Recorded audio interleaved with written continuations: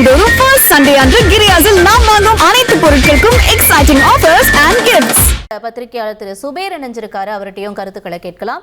வணக்கம் சுபேர் சார், இணைப்பில் இணைஞ்சதற்கு நன்றி சார். ஒரே ஒரு ராஜ்யசபா சீட் அது இப்போ கூட்டணிக்கு கொடுத்துருக்காங்க தாவேக. இது தாவேக்கு பொறுத்த வரைக்கும் உங்களுடைய கருத்து என்னவா இருக்கு? காங்கிரஸுக்கு இது எவ்வளவு பலமா இருக்கும்? இல்ல, கொஞ்ச நேரத்துக்கு முன்னாடி நம்மளே போன்ல பேசினோம். கண்டிப்பாக தாவேக இதை பயன்படுத்திக்கிறோம்.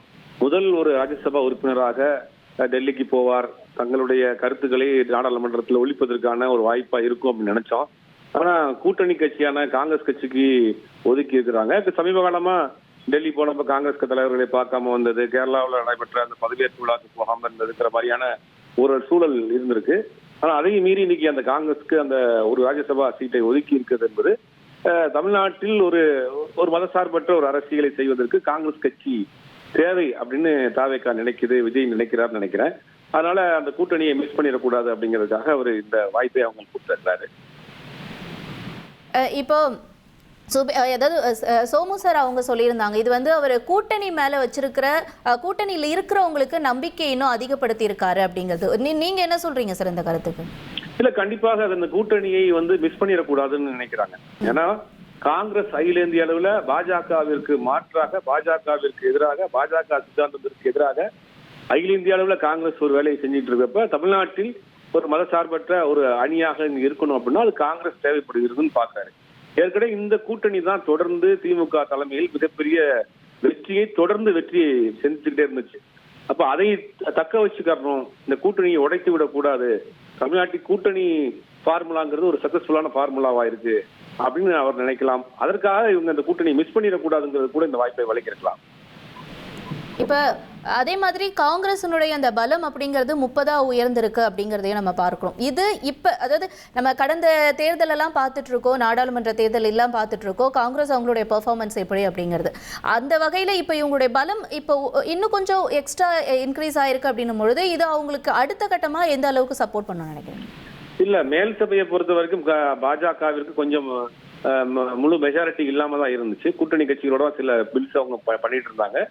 இப்ப லோக்சபாவிலையும் அவங்களுக்கு மெஜாரிட்டி இல்லாம போயிருச்சு. அப்படிங்கும் போது இப்ப நடைபெற்ற கேரளா தேர்தலையும் அவங்களுக்கும் சில ராஜ்யசபா எம்பிகள் கேரளாவில இருந்தும் கிடைக்கிறதுக்கு வாய்ப்பு இருக்கு காங்கிரஸுக்கு.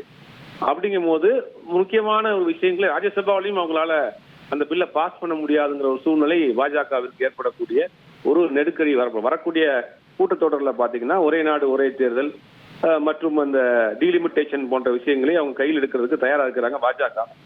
அப்ப ராஜ்யசபாவிலையும் காங்கிரஸ் கட்சியினுடைய எண்ணிக்கை அதிகரிக்கிற பொழுது இன்னும் பாஜக ஒரு கடுமையான அழுத்தமாக இருக்கும் அப்படிங்கிறதுல மாற்றிக்கிறது கிடையாது. அப்ப தென்னிந்திய பக்கம் நம்ம பார்க்கும் பொழுது காங்கிரஸுடைய பலம் கையோங்குதோ? இல்ல, கண்டிப்பாக தென்னிந்தியாவில் பொறுத்த வரைக்கும் தெலுங்கானாவில் இன்னைக்கு ஆட்சியில் இருக்கிறாங்க, கர்நாடகாவில் ஆட்சியில் இருக்கிறாங்க, கேரளாவில் ஆட்சியில் இருக்கிறாங்க. நீண்ட நாட்களுக்கு பிறகு தமிழ்நாட்டில் கூட்டணி ஆட்சியில் மந்திரி சபையில் இருக்கிறாங்க. மிக முக்கியமாக உயர்கல்வித்துறை மற்றும் சுற்றுலாத்துறையினுடைய அமைச்சர்களாக காங்கிரஸ் கட்சியை சேர்ந்தவர் இருக்கிறாங்க. அதுவே காங்கிரஸ் கட்சிக்கு ஒரு மிகப்பெரிய ஒரு வளர்ச்சியா பார்த்தது. சமீப காலமா காங்கிரஸ் தலைவர்களே கிட்டத்தட்ட 15 ஆண்டுகளுக்கு பிறகு காங்கிரஸ் தலைவர்கள் மாற்றப்பட்டு இளைஞர்கள் நிறைய போட்டிருக்கிறாங்க. காங்கிரஸ் கட்சி அடுத்த கட்டத்துக்கு நகர்த்தி கொண்டு போகணுங்கிற ஒரு வேலையை செய்யறாங்க.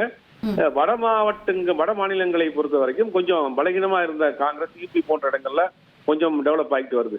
அடுத்த வருஷத்துல வரக்கூடிய தேர்தல் யூபியை பொறுத்த வரைக்கும் அங்க அகிலேஷ் யாதவோட தொடர்ந்து டிராவல் பண்றதுக்கு அங்க தயாரா தான் இப்ப இருக்கிறாங்க.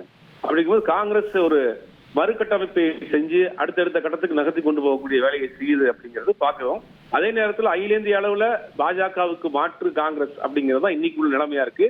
இந்தியாவினுடைய எதிர்கட்சி தலைவராக ராகுல் காந்தி இருக்கா, இந்தியாவினுடைய எதிர்கட்சியா காங்கிரஸ் இருக்கு. அப்ப அதோட பயணம் பண்ணணும் அப்படிங்கிறது தான் தாவேகாவினுடைய நிலைப்பாடா இருக்கு. ஓகே, நன்றி திரு சுபேர் சார், இணைப்பில் இணைஞ்சு உங்களுடைய கருத்துக்களை பகிர்ந்து கொண்டமைக்கு.